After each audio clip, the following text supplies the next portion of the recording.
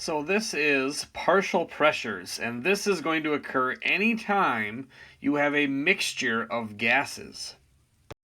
So partial pressures really doesn't come into play at all for any sample of gas that is a pure sample. This is only useful when I have a mixture of gases. I need to have at least two or more gases. And here is the equation that really sums up what partial pressure is. It is saying, now P1, P2, P3 are called partial pressures. That would be the partial pressures of the different gases. Okay? And so far everything you've mainly seen is pressure total. All right, so what it's saying is that if I know the partial pressures of each gas in a mixture, I can add them up and get the total pressure of that gas mixture.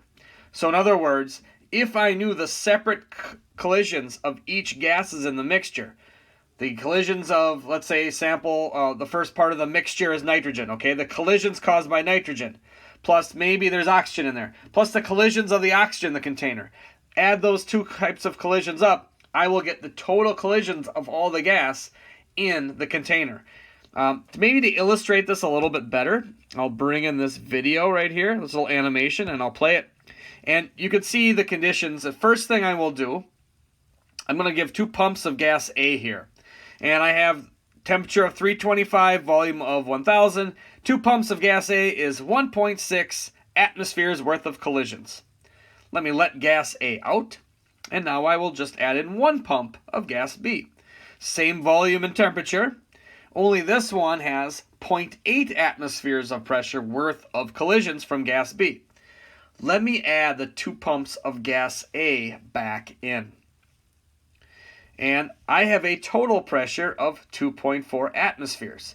Okay, so 2.4 atmospheres, the total pressure, is saying, well, what are the collisions of gas A and gas B at the same time? Remember that gas A was 1.6 atmospheres. That would be the partial pressure of gas A in this container. Gas B was 0.8 atmospheres. So that is the partial pressure of gas B in this container. And if I take the partial pressure of gas A plus the partial pressure of gas B, which would be 1.6 plus 0.8, I get the total pressure, or the sum of all the collisions of the two gases, which is 2.4 here. So I'll move that out of the way. Okay, so something that you might see then also looks like this. And mole fraction, that is just one of the components, total of moles of the component divided by the total moles. So for instance, if I had 5 moles of a gas mixture, total all the gases, there was 5 moles total of gases, and 2 moles of that gas was hydrogen. Hydrogen's mole fraction would be 2 moles of hydrogen divided by 5 moles total, which would be 0.4. Okay, anyway, if I know the mole fraction of a gas and times it by the total pressure, I can get the partial pressure of that gas. That's what P sub A means. It's analogous to like P1, P2, P3. Here is also a picture that might be that also illustrate what the animation had. Here's a container, 5 liters at 20 degrees Celsius, and I have half a mole of hydrogen in here. This is giving a pressure of 2.4. It is the total pressure in that container is 2.4, but also, not very interesting, but it's also the partial pressure of the hydrogen because it's not a mixture yet. Similarly, I've got that same container, only this time I have helium in it. And it's the same volume and temperature. I have 1.25 moles of helium. So look at the partial pressure. It is 6 atmospheres. Now if I'm going to take those two and put them together in the same 5-liter container at 20 degrees, they will make a mixture like this one. And I can add the partial pressures. 6 plus 2.4 equals 8.4 atmospheres. It is summing up, the 8.4 atmospheres is summing up the collisions of the helium plus the hydrogen. The other part to this is that mole fraction, that second equation you see up there. And that is showing, look on the right side of that third container. If I wanted to know what's the partial pressure of hydrogen in that third container, well, I know there's half a mole of hydrogen. I can divide that by 1.75, which is the total moles of all gas in that container. that would give me X of hydrogen, or the mole fraction of hydrogen. I could then multiply that by the total pressure, which is 8.4 atmospheres, and that would give me the 2.4 atmospheres like you see in the container on the far left. All right, last thing to say. I'm just going to introduce this thing here, and I'll maybe show you how it's used in a problem later, but this also leads to this. Looks a lot like the ideal gas law equation, and it is. But what you see I've done is every time you've done the ideal gas law, it's been for one single gas. Well, when you have a mixture of gases, you can write an ideal gas law for the total pressure of gas, and then when you solve, the N is the total moles of gas. You can also do it in a mixture of gases, and you can use this separately and say the partial pressure of that gas, and that would, solving for the moles, would give you just the moles of just that gas in the mixture. Okay, here is the first partial pressure problem, and here's a mixture in a balloon. In this balloon, we have 500 millimeters of mercury of helium and also nitrogen. So there's the mixture. The question is, what's the partial pressure of nitrogen? Okay, so I'm first writing down here the total pressure in the balloon, which is 1 atmosphere.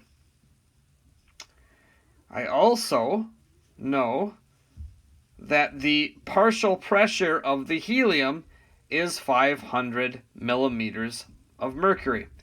This is actually a very straightforward problem. There's not a whole heck of a lot to do here. You just use this equation. The idea that the sum of the partial pressures here equals the total pressure. So I will recopy this equation down like I've just done. And you might notice ahead of time here that you can't have 1 units of atmospheres and 1 as millimeters of mercury. So I'm just going to convert the atmospheres to millimeters of mercury, doing a quick pressure conversion. I could have converted the millimeters of mercury to atmospheres, and this works. Okay, but I just picked this one. So now the total pressure is 760 millimeters of mercury, and that equals 500 millimeters of mercury plus the partial pressure of nitrogen.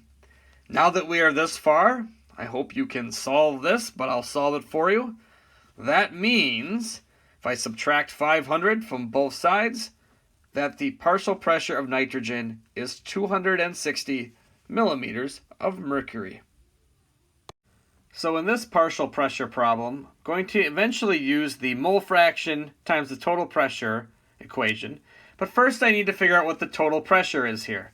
Well, that's just adding up the two partial pressures like I've got written here. So I'm going to add up the 500 from the nitrogen, and to that, the 200 partial pressure of the oxygen, sum up all their collisions together, and I get 700 millimeters of mercury for the total collisions in this gas mixture.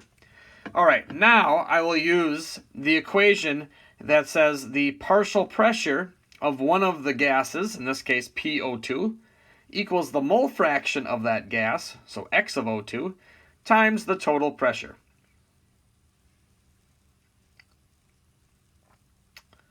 All right, and I can just plug in numbers. I know the partial pressure of oxygen is 200 millimeters of mercury. I'm going to solve for the mole fraction, XO2, and I'll put in the total pressure, which is 700 millimeters of mercury. And now I just do some simple division. 200 divided by 700 equals the mole fraction of XO2, which is in this case 0.29 approximately. A little bit of rounding there. Okay, so this problem is a lot easier than it looks. This has the liquid nitroglycerin, and you can see its decomposition reaction as listed above there. And so pretty much what's happening here is we are going to take this balloon here that has nitroglycerin. That's my best drawing of an unflated balloon. And we put nitroglycerin in there, and we're kind of assuming there's no gas in there. And then it just blows up and has all those gases inside there now. It sort of looks sort of something, like this. And when it's all done, the total pressure inside the balloon is 1.5 atmospheres.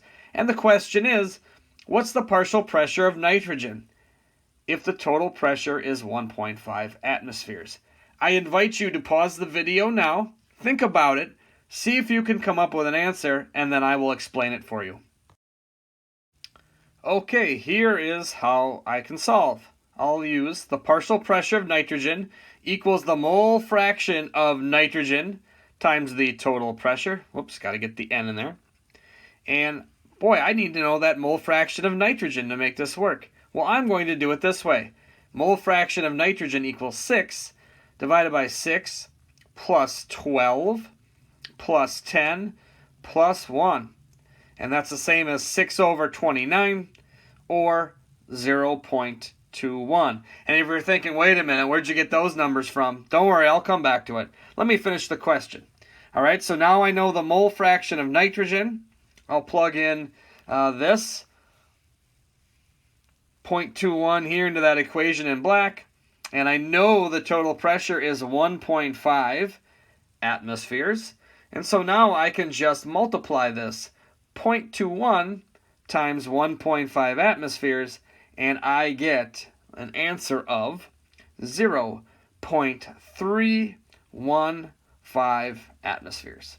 All right, going back to that, how did you get the mole fraction of nitrogen there? And let's say this. Let's just assume that right here I used 4 moles of nitroglycerin in that balloon. What that means then, if I did so, is I would have 6 moles of nitrogen, 12 moles of carbon dioxide, 10 moles of water vapor, and 1 mole of oxygen produced. And therefore, I would have the ratio of 6 moles of nitrogen to 29 moles total of gas. Now, if you're like, well, wait a minute, you don't know that you used 4 moles of nitroglycerin, you're absolutely right. I have no idea. Let's say I used twice as much. Instead of 4 moles, let's say I used 8 moles right here. Well, if I used 8 moles there, this becomes a 12, this becomes a 24, this becomes a 20, and this becomes a 2. And then I do the math. I would do 12 divided by 12 plus 24 plus 20 plus 2, and I'm going to get the same value of 0.21.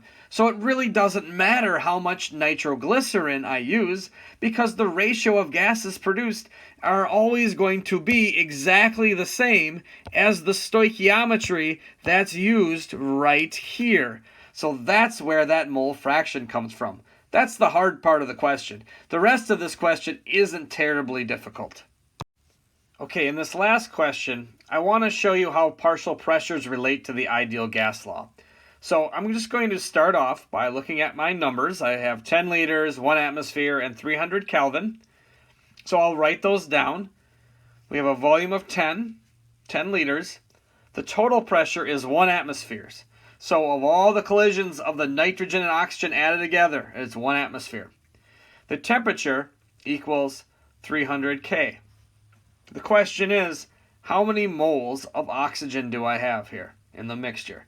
And there's actually more than one way to go about solving this, but I'm going to show you the way I'm right now, just to make sure we kind of see how can partial pressures apply to the ideal gas law. Well, let me use this. This is the sum of the partial pressures equals the total pressure, so I'm just going to use this to solve for the partial pressure of oxygen. Fill in the numbers that I'm given. Luckily, I don't have to do any unit conversion here. It's all in atmospheres. So I'll go ahead and plug that in. Okay. And if we solve for that, we get the partial pressure of oxygen is 3/4 of an atmosphere, 0.75 atmospheres. And I'll need to use that here in a second. Okay, so now I'm going to write down the ideal gas law. This is what most of you have seen. And if I were just to plug in numbers as is right now, this would be total pressure, and if I solve for moles, I would get the total moles of gas. I don't want that. So I'm going to put in here the partial pressure of oxygen, and if I do that, I will get NO2, which is the partially the moles, right? The moles of just oxygen, not the total gas. All right, so I'm just going to fill in now my partial pressure of oxygen. I don't want to use the 1 atmosphere. That's the total pressure. If I do that and solve for N, I'm going to get the moles of gas total. That includes the nitrogen. I don't want it. So I use the partial pressure of oxygen only. That'll give me the moles of just oxygen. And I, keep R and T like they would be. I'm going to use the value of R that has ATMs in it. So there it is. And the temperature will be 300 Kelvin, so I'll plug that in. And now, hopefully here you'd be able to solve for moles of oxygen.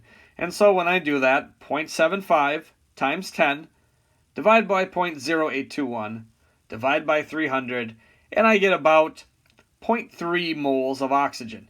Now, sometimes when people look at this version of the ideal gas law, this one that I kind of wrote right here with the partial pressures, and you can say, okay, you use the partial pressure of oxygen and you get the moles of oxygen. How come you didn't use the volume of oxygen?